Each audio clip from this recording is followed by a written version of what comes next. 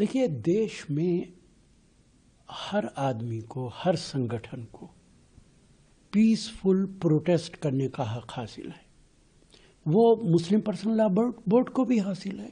और निश्चित तौर से वक्फ का कानून सरकार मुसलमानों के खिलाफ बना रही है। वो वक्फ की जायदाद को हड़पना चाहती है।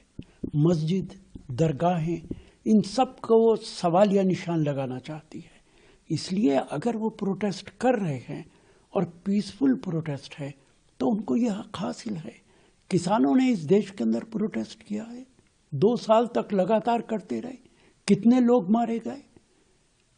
तभी भारत सरकार के कानों में कोई फर्क ही नहीं पड़ा है। 2 साल के बाद कानून को वापस लिया।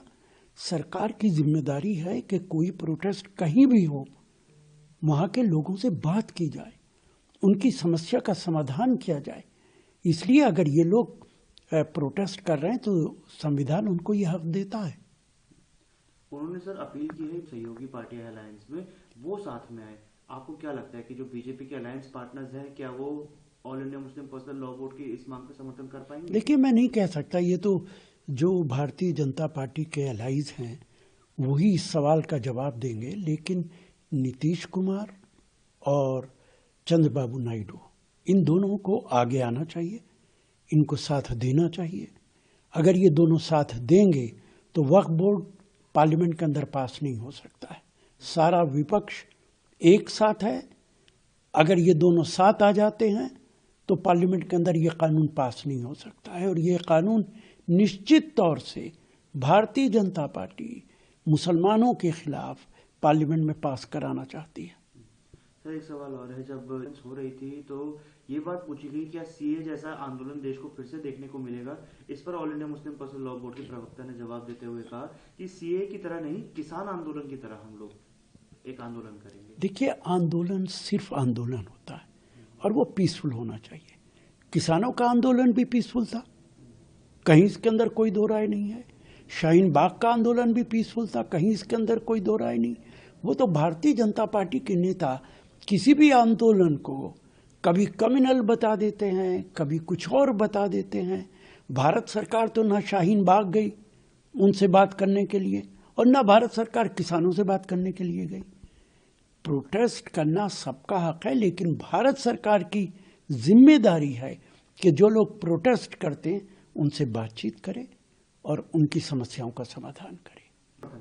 देखिए, देश में हर आदमी को, हर संगठन को पीसफुल प्रोटेस्ट करने का हक हासिल है। वो मुस्लिम पर्सनल लॉ बोर्ड को भी हासिल है। और निश्चित तौर से वक्फ का कानून सरकार मुसलमानों के खिलाफ बना रही है। वो वक्फ की जायदाद को हड़पना चाहती है।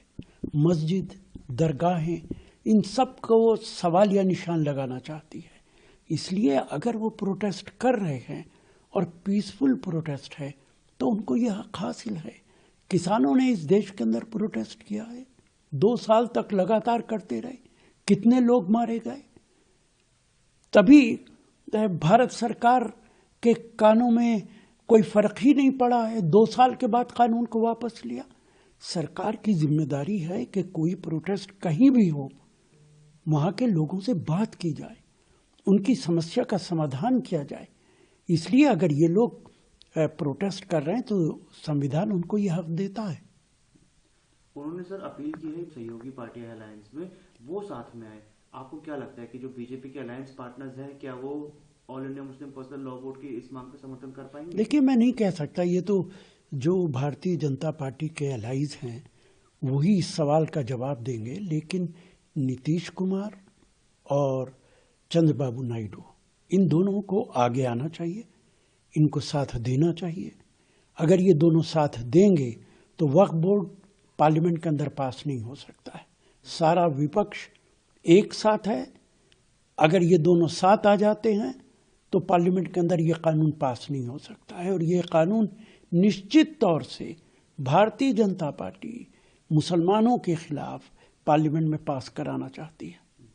सर एक सवाल और है, जब हो रही थी तो ये बात पूछी गई क्या सीए जैसा आंदोलन देश को फिर से देखने को मिलेगा। इस पर all India Muslim personal law board के प्रवक्ता ने जवाब देते हुए कहा कि सीए की तरह नहीं, किसान आंदोलन की तरह हम लोग एक आंदोलन करेंगे। देखिए, आंदोलन सिर्फ आंदोलन होता है और वो पीसफुल होना चाहिए। किसानों का आंदोलन भी पीसफुल था, कहीं इसके अंदर कोई दो राय नहीं है।